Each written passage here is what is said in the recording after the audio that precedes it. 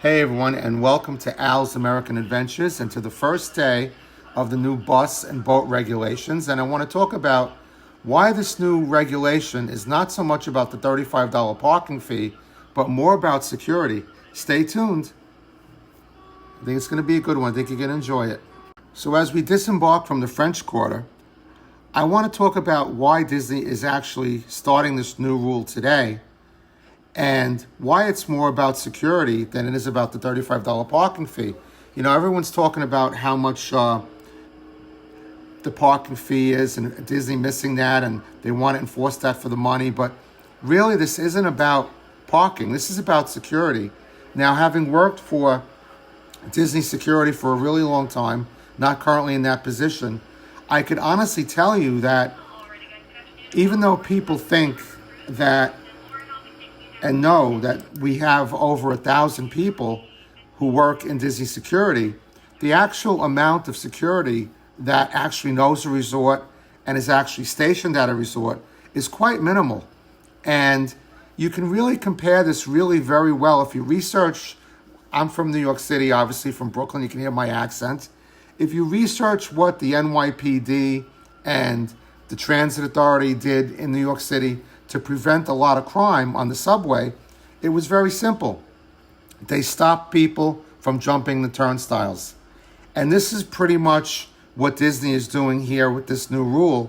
They're stopping people from jumping the turnstiles because they've proven that the people who jump the turnstiles are typically the ones who commit the crimes on the resorts. Now, unfortunately, 98%, 99% of the people who've been enjoying this for years, me, myself included, and my family, we're not going up to Disney to commit crimes. But this is an easy way for people to gain access to a resort. And if you take French Quarter as an example, now again, there's over 1,000 strong or sworn inside of Disney security.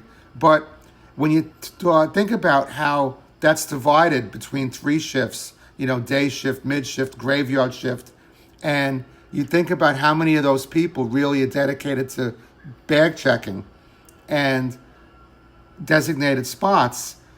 Most of the time at a resort, even as big as the French Quarter, you only have maybe 2 security guards who act as what they call rovers, going back and forth.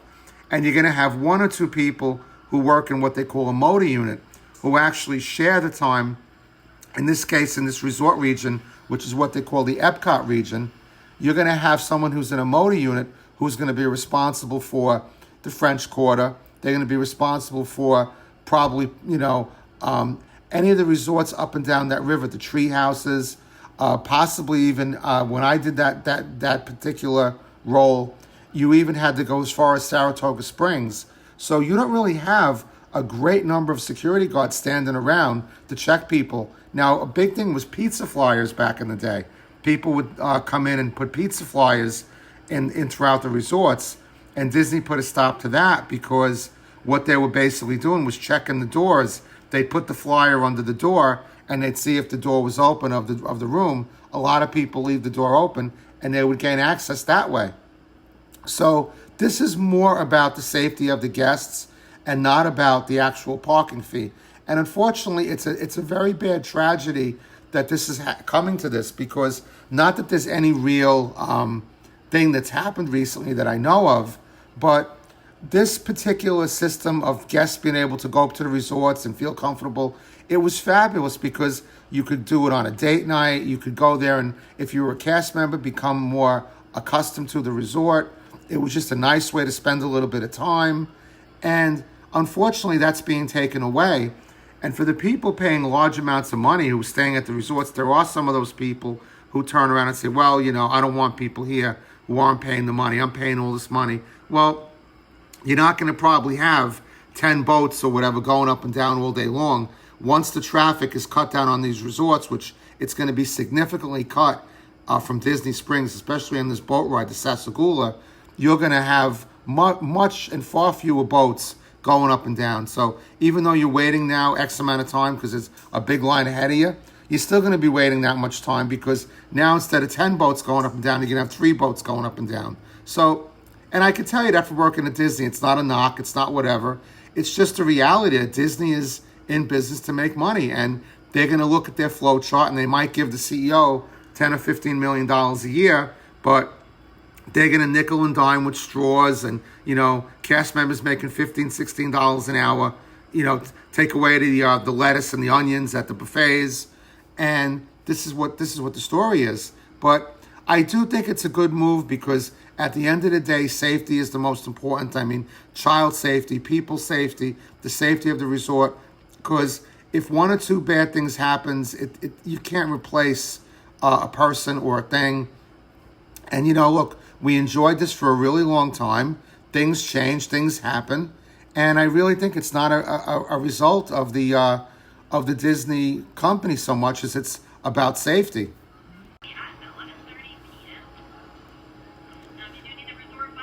I mean, as you can see, this is an absolutely beautiful mode of transportation, a great way to see the property. Everyone's going to miss it, but hey, you know what? You could do this by making one of the things you could do is they have carriage rides up at the this resort, the French Quarter.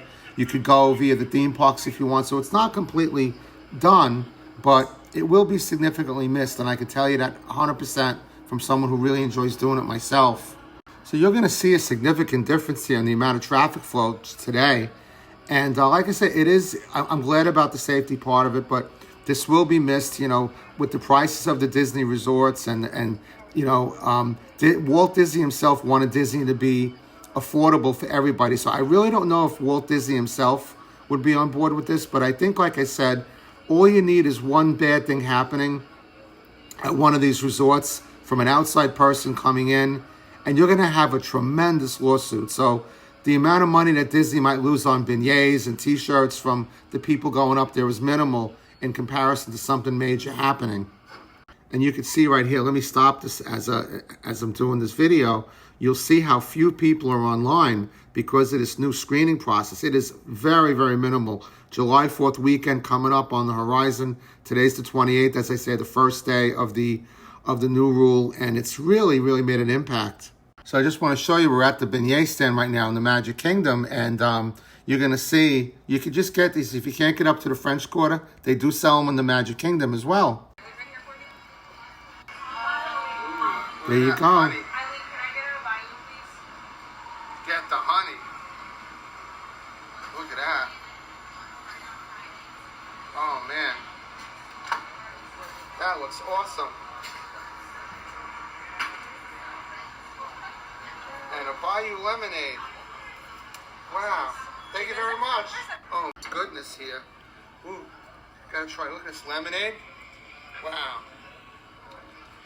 All right, so thanks for joining us here today at the Magic Kingdom, and we shall see you in the next video, and hopefully this bus rule thing is not as bad as we think it's going to be. I think it's going to be the start of a lot of changes. I think Disney's going to keep going this direction, and what could you do? We enjoyed it while we had it, and hey, if you want to enjoy those things, you could just make a reservation over there for something, and you'll be able to do that. So this is Al. See you in the next video. Please subscribe.